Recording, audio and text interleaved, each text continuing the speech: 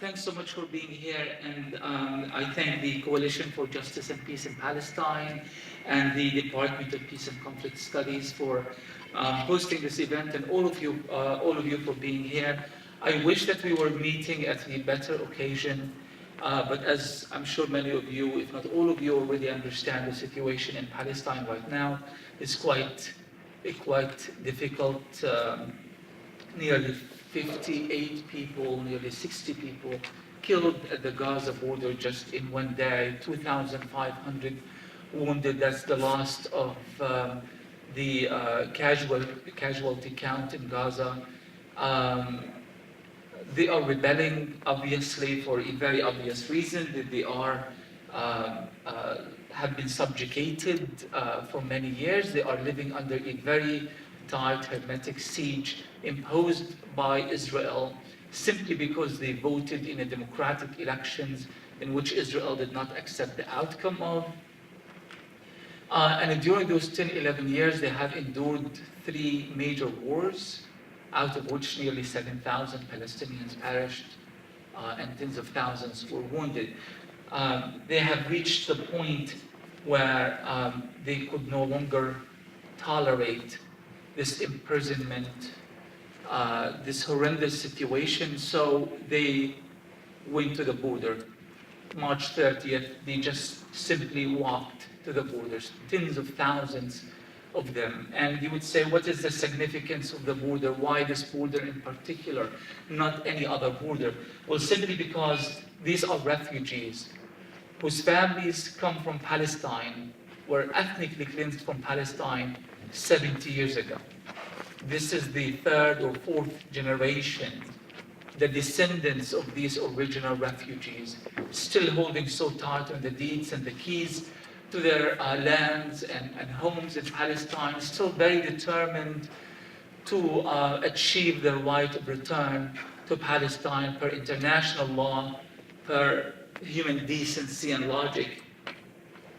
We honor those fallen martyrs and we honor the sacrifices of the Palestinian people, but we also need to honor the Palestinian narrative in itself. We can't simply allow the narrative of Palestine to be divided between these 2 radical approaches, one that sees the Palestinian as an inherent terrorist, violent being that is just bent on destroying the Jewish state and throwing the Jews into the sea and stands as an obstacle in the path of progress in Western civilization. That's the mainstream media's interpretation, and many various governments in the West have also kind of embraced that kind of thinking. And needless to say, the likes of so-called President Donald Trump of the United States, who is in Israel right now, celebrating the violations of international law by annexing Jerusalem or accepting that Jerusalem is part of Israel. All of it is Jerusalem included with, which is an occupied Palestinian territory. So not only is just violating the United States' own commitment to the so-called peace process, he's also violating international law, and he is kind of spreading more seeds of perpetual future conflicts in Palestine and throughout the region. That's one viewpoint, and the other that sees the Palestinian as this hapless victim that kind of lacks human agency, needs a savior, is incapable of articulating, is incapable of self-assertion. And that is an equally erroneous way of thinking of the Palestinian. When you really think about it this way, when you have people with this kind of political consciousness, think about it this way. 100 years ago, nearly 100 years ago, our ancestors carried out one of the longest general strikes in the history of that region, if not even the world. 6 months continuous general strikes against British imperialism and Zionist settlements, illegal settlements in Palestine. There were poor peasants and workers, fallahin we call them, had that kind of political consciousness that they would stand and endure the British colonial genocide. Thousands of people were killed because they were peacefully boycotting British imperialism and Zionism at the time. And fast forward 3, 4, 5 generations later, tens of thousands of people are now at the Gaza border with the same kind of determination and commitment to popular action and popular mobilization. And they have that kind of political consciousness that allows them to carry on with the legacy of their ancestors. People with that kind of thinking, with that kind of determination, with that kind of commitment, don't need anybody to speak on their behalf. And that was the idea behind this book. It raised a very simple question. What if ordinary Palestinians tell their own story? Unfortunately, they couldn't. They haven't been telling that story. The story, if there is a Palestinian story ever told, is the story of the peace process and the two-state solutions, and Mahmoud Abbas and the Palestinian Authority and the West Bank and Area A and B and C and the conflict between Hamas and Fatah and so forth. This is a very little speck of our story. Our story is the story of millions of Palestinian refugees living in the West Bank, in Gaza, Palestinians who remained in today's Israel, millions of Palestinians who are in Lebanon, in Jordan, in Syria, in Iraq. They are all over the world, and they are a community with a clear sense of nationhood, and they are united around so many constants. We call it al-thawabit al-wataniyya, the national constants. We know who we are as people. We can define who we are as people, and we don't want to be marginalized anymore. We want to be in the center stage, and we want to tell our own story. So I reached out to Palestinian researchers in various parts of the world, and I said, I did my PhD at the University of Exeter with Professor Ilan Pape on people's history of Palestine. And we said, let's try, if we are to provide a narrative, a Palestinian narrative, that kind of surpasses all of these divisions, geographical divisions, political divisions, factional divisions, the Zionist narrative, all together. Let's marginalize it. We're not a counter-narrative to anybody. We are the original narrative. The Zionist narrative is the counter-narrative.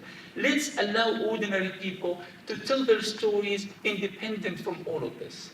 And then let's try to find the overlaps between all of these stories so that at the end, the reader may leave with a clearer understanding of who is the Palestinian, what are the Palestinian people, where are they, what do they want. But it's told in a very personal, emotive, narrative type of narrative, as opposed to the politically loaded, cliche, based type of political diatribes. The book is the outcome of all of this, and I will, if we have more time later, you could ask any questions about the idea behind it. But I think I exceeded the 10 minutes of my introductions. If you don't mind me, I'd like to read a few excerpts of the book, and after that we can do questions and answers. The first excerpt is from the first chapter. It's called Shit River. And this chapter is the story of the Palestinian refugees in Syria. And I decided to kind of challenge this academic take on Palestinian history, where it always starts with the Nakba. And today is Nakba Day. As many of you already know, 70 years ago, the Palestinian people were ethnically cleansed from Palestine, and the Palestinian homeland was destroyed. But it actually, this might come as a shock to some of you, we in fact existed before that day as Palestinians. I'm so tired so that my sarcasm is not coming out, but I am being sarcastic. We did exist. In fact, we did exist before the Zionist movement was incepted sometime in the late 19th century. We existed as far as Jericho, while we existed, a Palestinian city that's the oldest city in the world, 10 to 11,000 years in perpetual existence. The Palestinian national movement was actually starting to show its early features and early signs in the late 17th, early 18th century, when the city of Akko rose against the Ottoman Empire and pushed the Ottomans back to Damascus.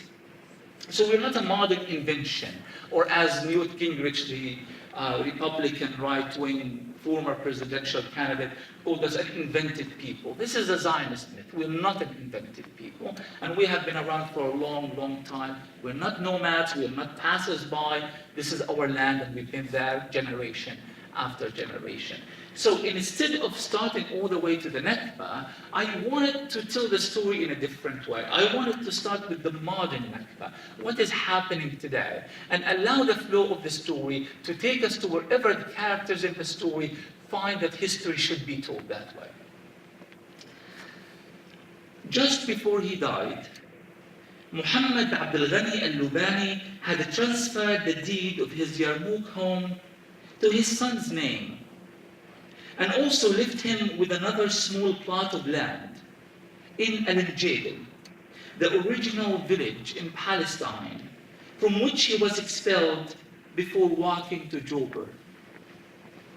The old man, a proud man, who paved roads in Nazareth and scooped cow dung in Syria, also left his family with his most prized possession, a large, old, rusting key that had opened the door to his cherished Palestinian home. The house no longer exists, but the key was kept in the family home in Yarmouk as a testament to their right of return. And now, the Yarmouk home no longer exists either. The legacy of that original refugee who once walked to Joburg with his whole family in one straight line is still fully observed by his grandchildren, all of them. And Khalid Jamal Abdul Ghani al-Lubani, also known as Marco, is still walking to his next resting place in one straight line. Now the story, the first chapter, kind of merges into a second chapter that actually happened 70 years ago, a journey of another person walking through his own journey of exile in one straight line, and it kind of tries to connect the present to the past. The title of this chapter is Abu Sandal. In Arabic, it means the one with the slippers. And it's because it's the story of an aging communist in Gaza. He believes that he is the last and only true communist in Palestine. Everybody else is a pseudo-communist, he thinks. And he's called Abu Sandal as a nickname because back when he was a little kid, back in his village in Palestine called As-Sawafir, he went to school and he wore shoes. And he was the only one who wore slippers. Everybody else was barefoot. Therefore, he was singled out and named the one with the slippers. And that remained as his nickname until today, and he's 85 years old. Ahmed and thousands more stared at each tired soul as they walked past, looking for familiar faces or recognizable gestures as they stood near the border to ascertain who remained alive of his family, friends, and acquaintances. When he was finally able to wrap his arms around his mother and all of his siblings, gratitude rushed through him, especially on learning that his sister Maliha, who was almost killed trying to save the gluttonous cow, was alive and well. Not everyone was that lucky, of course. So many familiar faces were assigned a place in memory, as their journey in this life would end in Al-Fallujah, and not in Gaza's refugee camps.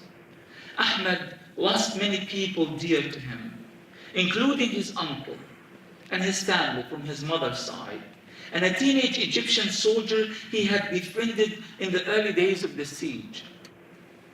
The two friends would talk every night into the early hours of the morning about poetry and an ideal world where all the fallahin, the peasants of the world, were united against imperialism, Zionism, and the feudalistic families that spoke of revolutions but chose to escape before the battles even commenced.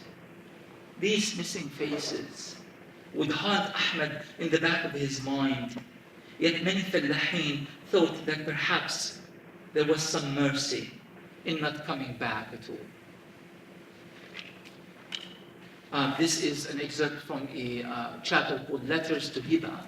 It's a number of letters written by this man in Gaza to his daughter and his family that's missing in Syria.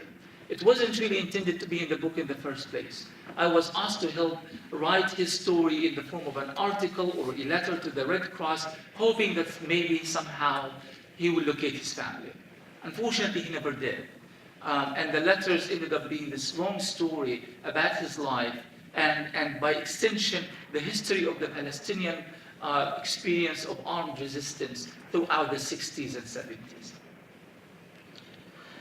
Hiba, I tried my hardest to shield you from all harm.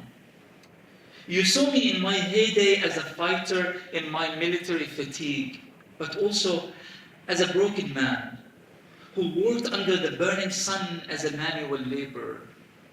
My pocket hid the secret of a fake name on a forged identity card. All the while, I was fighting for you. And I really thought we could win. I long fantasized about our final trip to Palestine once it would be liberated. I imagined you wearing the thobe I bought you from Burj al-Barajne, embroidered with the colors of the flag. I imagined Ahmed as a fighter too, wearing a khaki outfit adorned with a black and white kufiya. In that fantasy, I was always old, but strong enough to remember everything clearly. I would guide you through our village in Wadi Shalalha in Be'er Saba. This is where your grandfather Aish fell in love with your grandmother Hamda, I would say, and you would smile and insist I tell you the story all over again. And you needed to know every detail, from the color of the sky to the flowers that bloomed. He was a poor man, too, a Bedouin like me, and like me, he was short, dark, and wrinkled. But unlike me, he had little patience. His life was always hard, and when he was forced out of his village, that small piece of land we called At-Tur al-Abyad, he lost his mind, he lost everything. This is an excerpt from a chapter called Jesus of Beit Jala. Those of you familiar with the topography of the West Bank, you would know what Beit Jala is. It's a small town, an ancient town that is adjacent to Bethlehem. Sarah's parents were determined that she would grow up to defy that norm by recognizing herself as a Palestinian Arab Christian from Beit Jala. But they could not protect her entirely. Sarah's understanding of herself came into question one day when her second grade teacher, Mrs. Levy, asked her pupils a simple question. Where do your ancestors come from? The exercise was meant to highlight the wonderful fusion of cultures that Australia is supposed to represent. Mrs. Levy had planned to have the children color the flags of the countries that their families had come from, and then hang them around the classroom. It was a testament to inclusion and multiculturalism in which Mrs. Levy strongly believed. Yet all of that ended when Sarah declared enthusiastically, I am from Palestine. Sarah did not know that Mrs. Levy was Jewish, even if she had known. She would not have cared or have even understood the layered meanings of that identity in relation to Sarah's as a Palestinian Arab, and Mrs. Levy, according to some, as her political and cultural antithesis. Until that moment, grade 2 had been quite an event. Sarah had focused hard on school. She was always happy there, away from her stressful home life. Sarah's English skills were constantly improving, and aside from her father's violent temper, things were going quite well for her. But when Mrs. Levy said that there is no such thing as Palestine, and immediately moved on to another student, ignoring Sarah's bewildered expression. Something inside the little girl forever changed.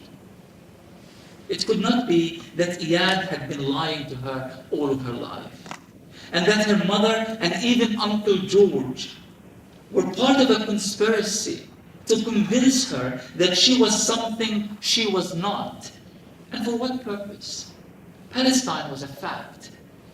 She relived the memories of her visit. She had been there.